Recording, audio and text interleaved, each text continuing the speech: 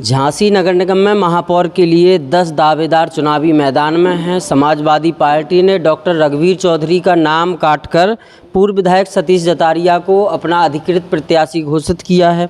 कल नामांकन भी भर दिया है और अब तमाम सवाल जो हैं जनता के मन में हैं सतीश जतारिया को लेकर, उनके हिस्से के सवाल पूछने के लिए हम पहुंचे हैं पूर्व विधायक के पास। जानेंगे क्या कुछ योजनाएं हैं, क्या कुछ सोच रहे हैं, जनता के बीच क्या बातें लेकर जा रहे हैं। इससे पहले आप में थोड़ा अपना परिचय बताइए कि कहां से राजनीति की शुरुआत होती है, कहां से राजनीति में आते हैं।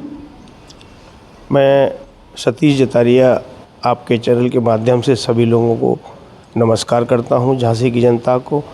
और मैं 96 में बहुजन समाज पार्टी से एमएलए था और उसके बाद निरंतर मेरा संघर्ष जो है वो जनता के हित में चला आ रहा है। और नगर निगम का जो प्रत्याशी माननीय अखिलेश जी ने मुझे बनाया है, 17 में से मुझे झांसी का प्रत्याशी बनाया है। तो झांसी जनता के लिए ये है कि मेरा मन में एक चीज़ है कि जिस तरह हाउ टैक्स डबल हो गया है उससे जनता में बहुत त्राही है और उसी से वाटर टैक्स हो गया है। तो मेरा संकल्प ये है कि हाउ टैक्स हाफ और वाटर टैक्स माफ। विडम्बना ये है कि आज लोग अपने ही घर में किराएदार हो गए हैं, टैक्स की वजह से किराएदार हो गए हैं। रोड पूरी है नहीं है, रोड की समस्या है, सिग्नल जो लगे हुए हैं उसमें लोग खड़े रहते हैं, सिग्नल का कोई सिस्टम नहीं है और जब रोड नहीं है तो दिक्कतें बहुत होती हैं जनता को। और उसमें एक बड़ी समस्या ये आ रही है कि लोगों के घर चालान पहुंच रहे हैं।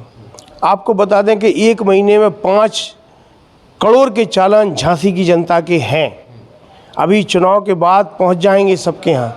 तो इससे जनता बहुत त्राही है। आप कहीं भी खड़े जाइए, मैं नहीं बच सकता, आप नहीं बच सकते, पुलिस प्रशासन के लोग नहीं बच सकते, जनता तो बचने का सवाल ही नहीं है। जहां आप खड़े एक लाइटिंग पे 20-20 लोग खड़े हैं और चालान करके चुपके से आपको पता नहीं लगेगा और आपका चालान हो जाएगा। ऐसी समस्याएं बहुत तरीके से आ रही हैं। दूसरी बात, जिस तरह नगर निगम में सफाई को लेकर, कूड़ा को लेकर, जैसे एक कूड़ा आप पैसे टैक्स ले रहे हैं, उसके बाद कूड़ा डाल रहे हैं, उसके भी पैसे ले रहे हैं, ये भी एक समस्या है। तीसरी बात मैं ये कहना चाहता हूँ कि जैसे नाली टूटी पड़ी हैं, ये सब रोड सही नहीं है। आज भी 30 वार्ड ऐसे हैं जिसमें सिस्टम सही नहीं है नगर निगम का।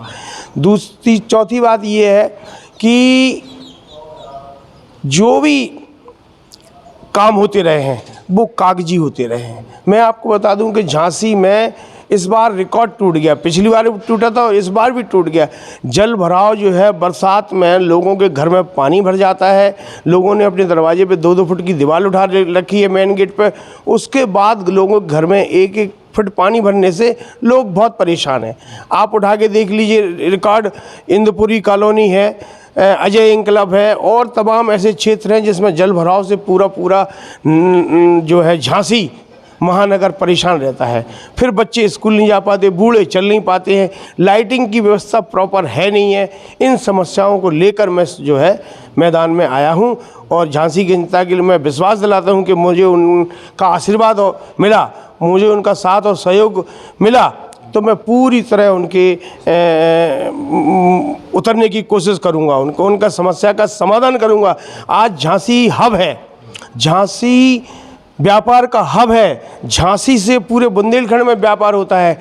तो छोटी छोटी दुकानें हैं लोगों की, अगर बाहर थोड़ा सा सामान रख लेते हैं, तो उनके बाहर जब उन सामान रख लेते हैं तो चालान हो जाता है।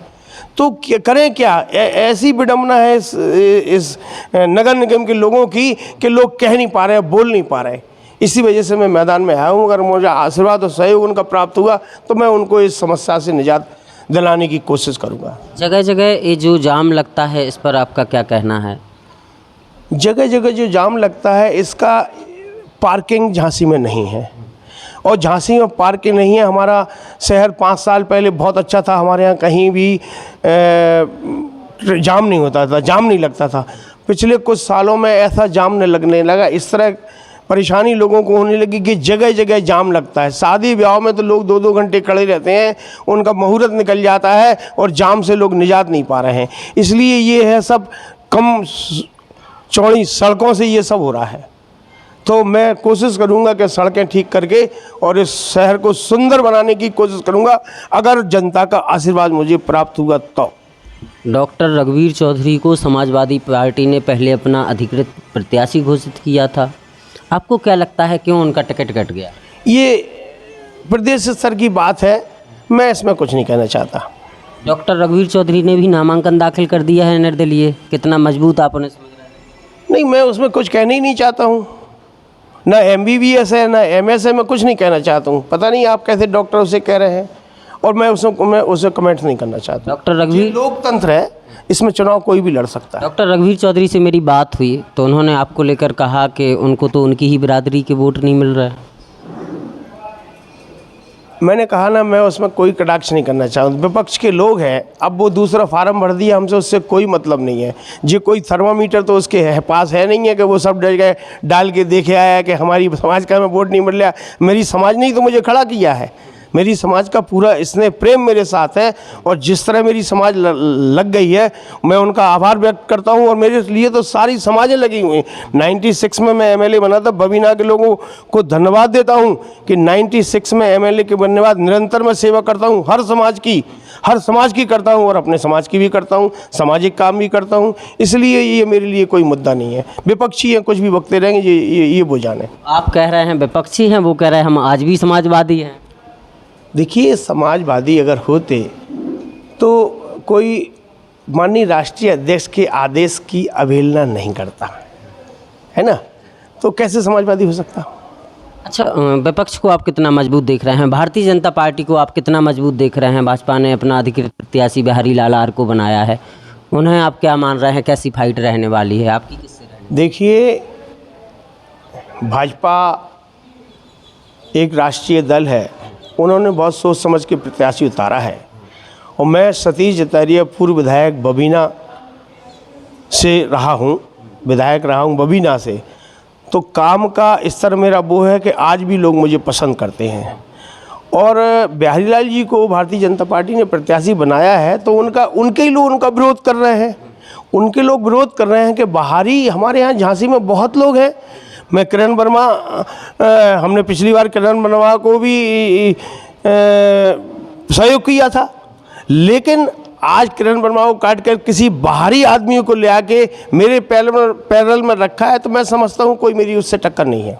कोई टक्कर नहीं बिहारी लाल? कोई टक्कर नहीं बिहारी लाल। क्या लग रहा है किससे फाइट होने वाली है? अब जिस तरह मेरी कार्य प्रणाली है, जिस तरह लोगों के मुझे आशीर्वाद और सहयोग प्राप्त हो रहा है, उससे लग रहा है कि मेरी टक्कर किसी से नहीं। अच्छा, समाजवादी पार्टी ने बहुत सारे वार्डों में समाजवादी पार्टी को पार्षद के लिए प्रत्याशी नहीं मिले हैं झांसी नगर निगम में, इस पर क्या कहेंगे? देखिए, कुछ वार्ड ऐसे हैं जो बहुत डरे हुए लोग हैं। लोगों की वर्तमान सरकार से डरे हुए लोग हैं, तो वो निर्दलीय तो लड़ रहे हैं, लेकिन उन सारे लोगों का समर्थन मुझे प्राप्त है।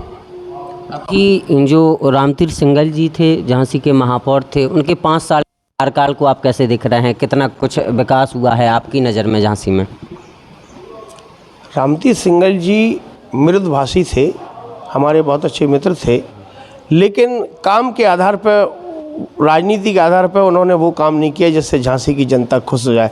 ये हाउ टैक्स डबल करना, सिग्नल पर चालान हो रहा, ये रोडें टूटी पड़ी हैं, लोगों के यहाँ पानी भरना, यही तो आक्रोश है उनके प्रति।